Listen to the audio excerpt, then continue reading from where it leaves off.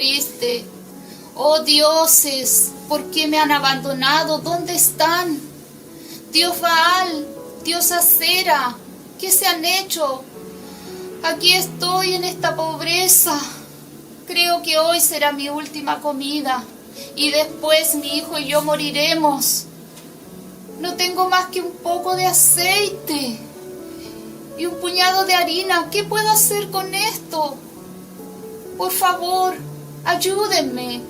¡Socorro!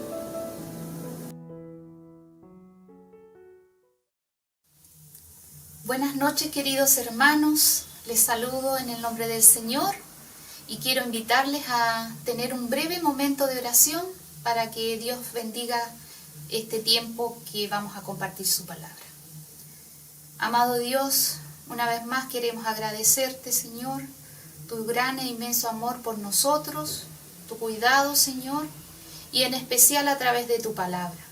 Queremos que la uses para poder fortalecer nuestras vidas y animarnos cada día a realizar tu misión. En el nombre de Cristo Jesús. Amén. ¿Logró descubrir, mi hermano, quién es el personaje de nuestra historia? ¿Y qué circunstancias estaban rodeando la vida de esta mujer? Le invito a leer. Esta historia se encuentra en el libro de Primera de Reyes, capítulo 17, versículos 1 al 4.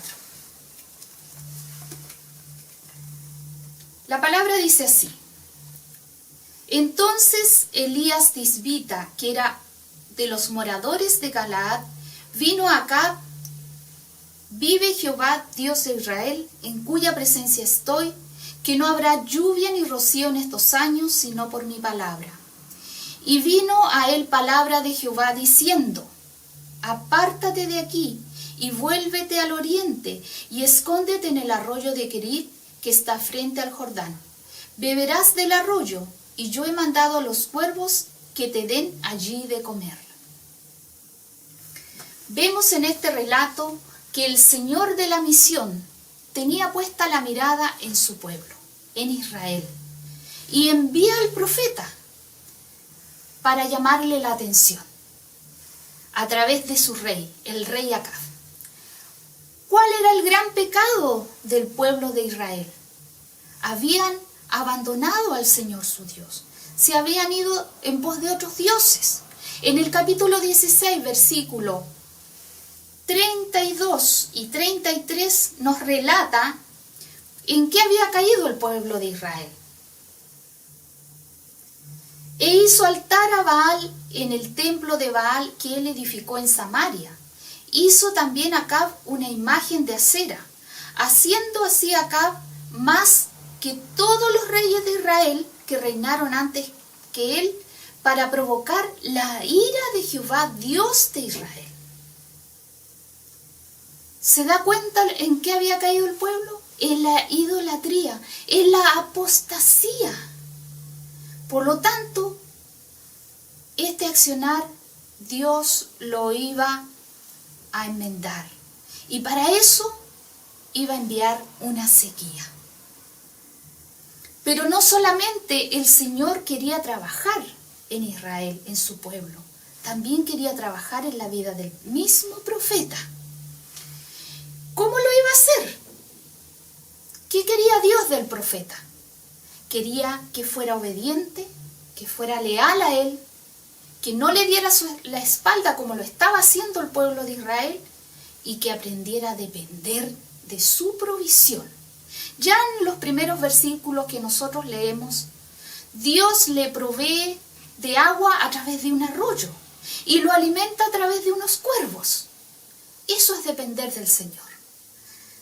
La misión siempre nos va a ver enfrentada a grandes desafíos, pero nunca olvidemos que la economía del reino no es igual que la economía terrenal. Dios tiene muchos recursos para sustentarnos y Él es muy creativo a la hora de hacerlo. Elías debía recordar siempre esto, recordar el significado de su nombre. El Señor es mi Dios. Por lo tanto, ¿qué ha prometido el Señor? Que no lo iba a dejar ni desamparar mientras realizara la misión. Pero Dios tenía una misión aún más grande. y no estaba restricta al pueblo de Israel. Dios siempre estaba mirando más lejos. Estaba en este momento poniendo la mirada fuera de Israel. ¿Cuál sería esa ciudad que estaba conmoviendo el corazón de Dios? Vayamos a la Escritura nuevamente. Le invito a leer los versículos 8 y 9. Vino luego a él palabra de Jehová diciendo: levántate, vete a Sarepta de Sidón y mora allí. He aquí, yo he dado orden allí a una mujer viuda que te sustente. Dios muestra su amor con todos. Dios está interesado en todo el mundo, en todas las personas.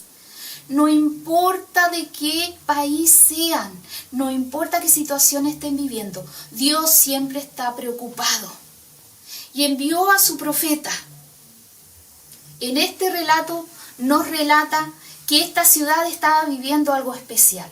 Jesús nuevamente en el Nuevo Testamento hace alusión a este profeta y a la misión que él llevó allí en ese lugar.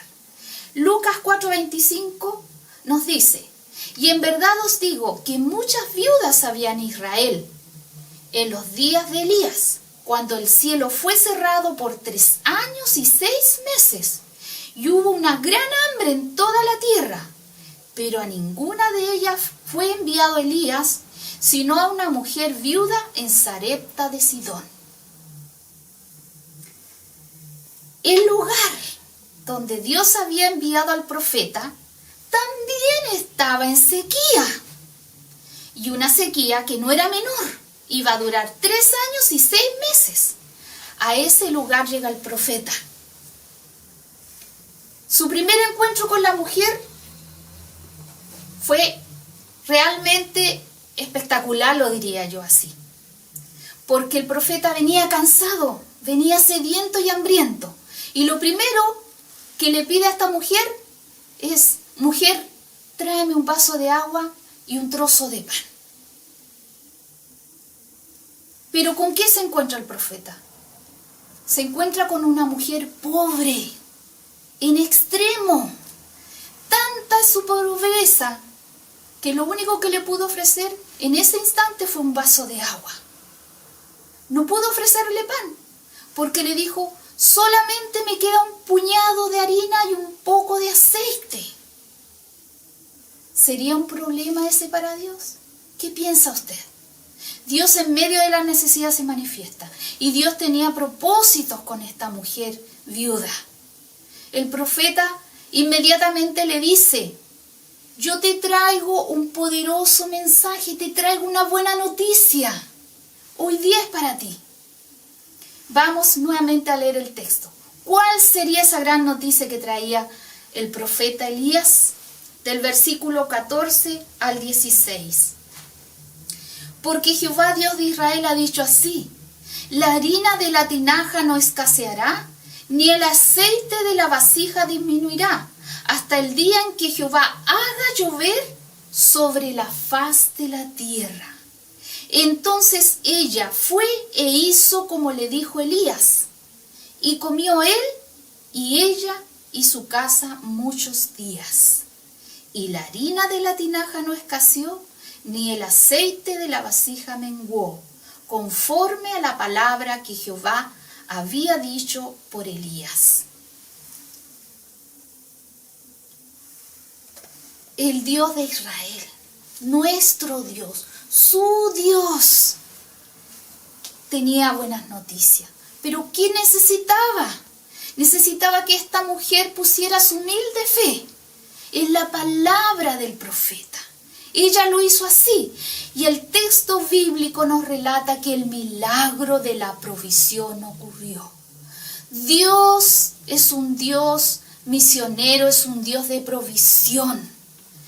Dios abrió la puerta para que esta mujer pudiera tener esperanza. ¿Qué hizo Dios? Dios se reveló a ella. Pero no solamente Dios está interesado en este milagro de la provisión. Dios quiere ir mucho más. Dios tenía un regalo aún mucho más especial para ella. la palabra nos dice que ocurrió algo inesperado para esta mujer. Parece que era un día de sorpresas. El texto nos relata lo que ocurrió, solo que este evento es muy desafortunado. Veamos lo que nos dice el versículo 18.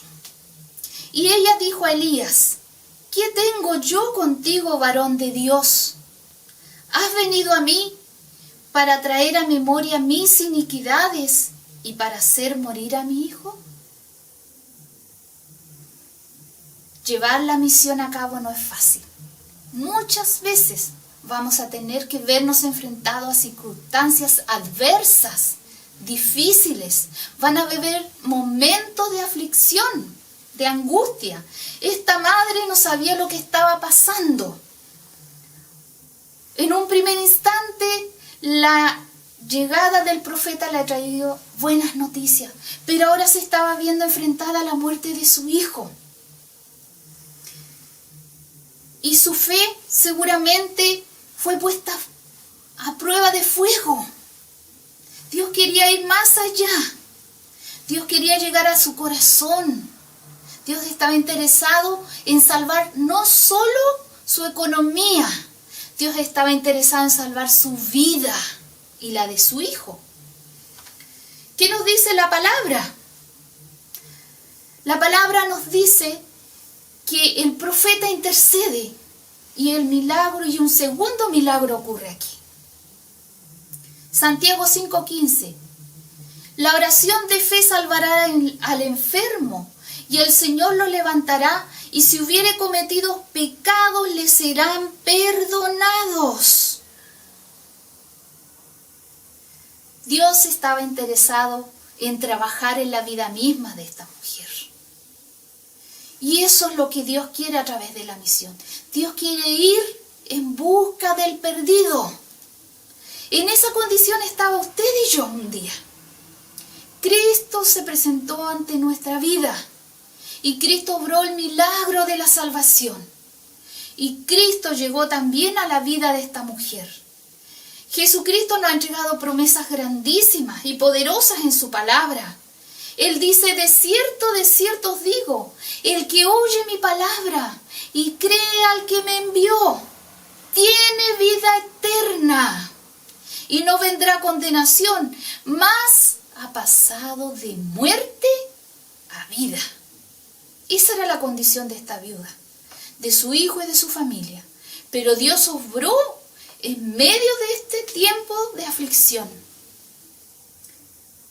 Pero lo maravilloso aún faltaba por ocurrir. Dios es un Dios de sorpresa. Dios es un Dios que obra en lo sobrenatural. Y obró en el corazón mismo y en la vida de su hijo. El texto nos dice: y Jehová oyó la voz de Elías, y el alma del niño volvió a él y revivió. Entonces la mujer dijo a Elías: ahora conozco que tú eres varón de Dios y que la palabra de Jehová es verdad en tu boca. Versículos 22 y 24. El sello de esta historia. Dios vino al encuentro, al rescate de esta mujer, resucitando a su hijo, pero ofreciendo también la vida eterna para aquellos que depositan la fe genuina en él. Gracias a Dios, el profeta cumplió la misión. La cumplió ahí en Sarepta. Su misión terminó. La nuestra aún no. La misión de la iglesia sigue vigente hoy. ¿Cuál es esa? Ir al necesitado. Llevar el mensaje de salvación. Llevar una palabra de aliento. Llevar quizás una palabra de confrontación. Sí, porque cuando nosotros estamos sin Cristo, estamos en oscuridad, estamos en pecado, estamos alejados de Dios. Y la iglesia debe llevar ese mensaje profético que es tan poderoso. Lo fue en el tiempo de Israel, lo fue en el tiempo de Jesús y lo es hoy día. para su iglesia. La misión es tarea de todos, mis hermanos. La misión está acá. La misión la podemos llevar. Pero recuerde, la misión no se hace sola. Dios va a obrar a través de su vida y de la mía. Dios es el que nos sustenta, el que nos da la palabra, el que nos da los recursos. Nunca deje de sorprenderse de lo que Dios puede hacer a través de un simple acto, como dar un vaso de agua, como orar por alguien, como compartir un mensaje a través de un video, o quizás en este momento mismo, ahí en su casa, hay alguien que está necesitando una palabra de Dios. Dios quiere usarnos hoy. Seamos fieles, seamos obedientes. Ese es el llamado de Dios hoy para su iglesia. Dios bendiga su vida y esta semana.